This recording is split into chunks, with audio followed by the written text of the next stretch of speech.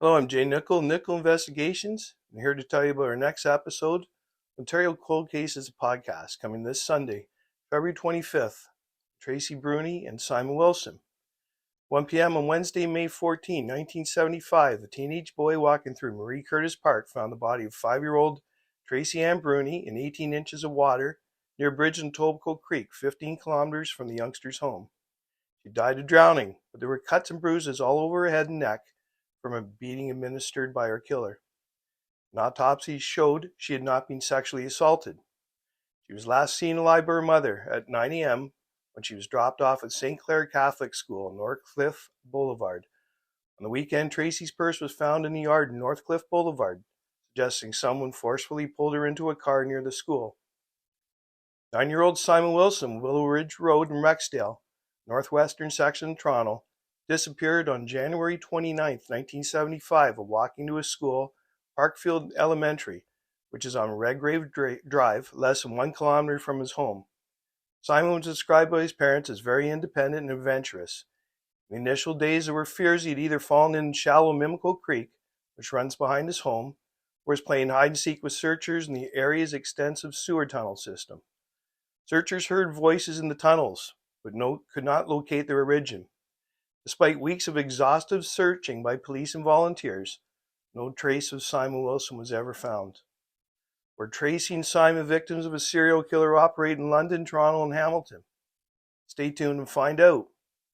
Please consider subscribing to Ontario Cold Cases, a podcast on Patreon, Spotify, YouTube, or Apple Podcasts.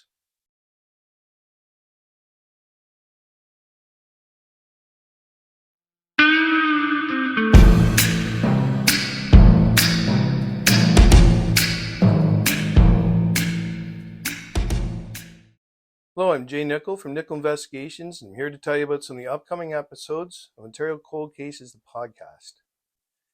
Marianne Schuett, just a 5-minute walk from the school to her home at 2291 Kilbride Street in Burlington. At 4:00 p.m. on Thursday, April 27, 1967, she left Kilbride Public School. 10-year-old Marianne Schuett was walking home from school wearing a red reversible jacket, plaid skirt, and blue running shoes. She was last seen in the vicinity of the school driveway. Witnesses came forward to say they had seen her talking to a man in a dark model European vehicle. Marianne hasn't been seen again. The child had only 400 yards to go to her home, but she never arrived, reads an Ontario Provincial Police missing person poster from that time. The poster offers scant details of the day Marianne disappeared. Police say they believe the man in the car abducted the small girl with ear-length brown hair and greenish-blue eyes. The suspect is described as a man in his 40s, with a thin face and glasses. All those years later, no one's been charged and Marianne has never been found. Please consider subscribing to Ontario Cold Cases, a podcast, on Patreon, Spotify, YouTube, or Apple Podcasts.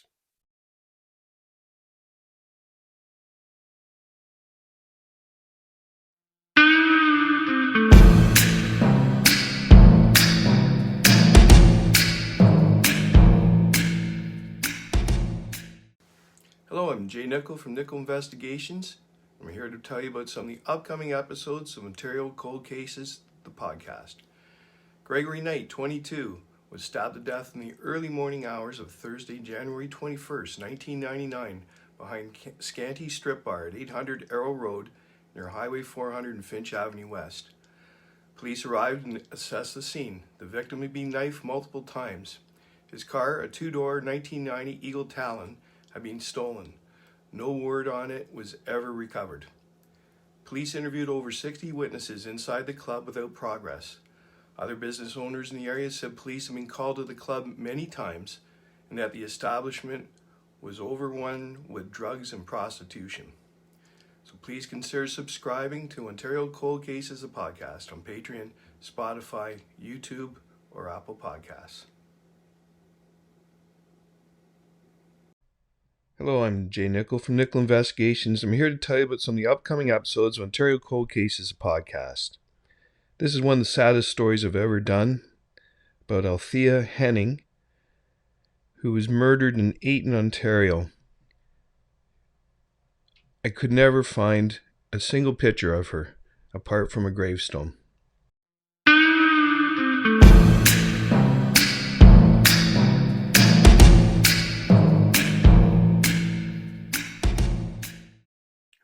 Jay Nicoll from Nicoll Investigations, and I'm here to tell you about some of the upcoming episodes of Ontario Cold Cases, the podcast. Thea Henning murder. On Saturday, September 20th, 1975, Ontario provincial police officers in Ayton, Ontario, a village approximately 150 kilometers west-northwest of Toronto, were called to one of the grisliest crimes they would ever face.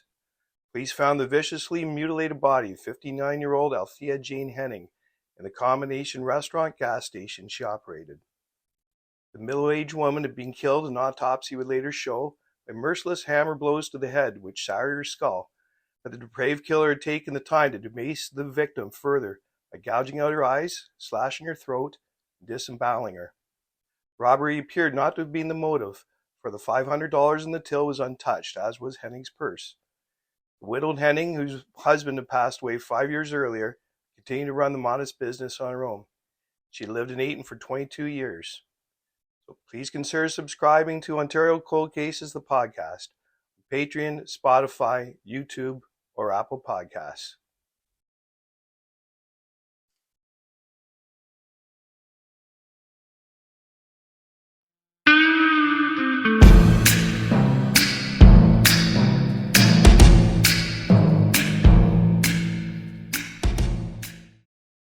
Hello, I'm Jay Nicoll from Nicoll Investigations.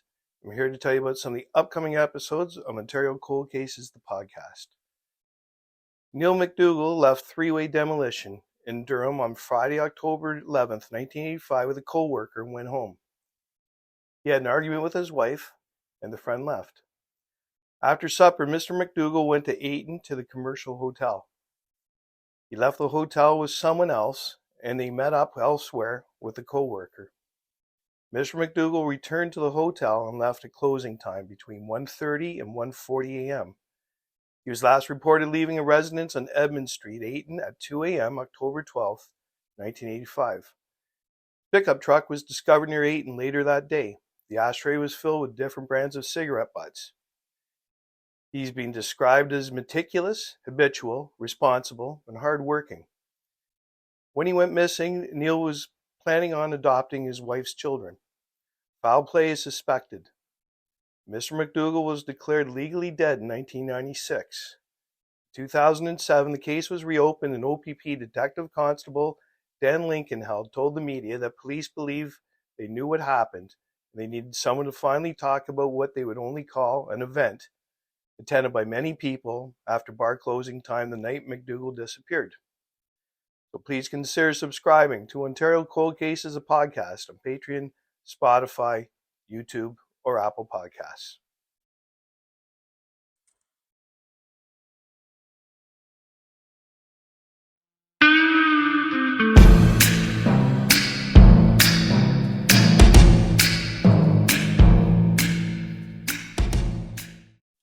Hello, I'm Jay Nicoll from Nicoll Investigations, and I'm here to tell you about some of the upcoming episodes of Ontario Cold Cases, the podcast. Cindy Williams, July 26, 1974. 4-year-old Cindy Williams was playing on the swings in a Hamilton Park around Fennel Avenue East and Upper Ottawa Street. Other kids in the park watched the little girl get abducted as she willingly climbed into a black Ford. She had earlier been speaking with a man in a black suit. Cops theorized he may have arranged to pick Cindy up later in the day, perhaps promising her a treat. On April 30th, 1975, a man discovered a shallow grave near Grover Road in Burlington. Remains were found along with the little girl's shorts and running shoes. The case remains unsolved. Please consider subscribing to Ontario Cold Cases, a podcast on Patreon, Spotify, YouTube, or Apple Podcasts.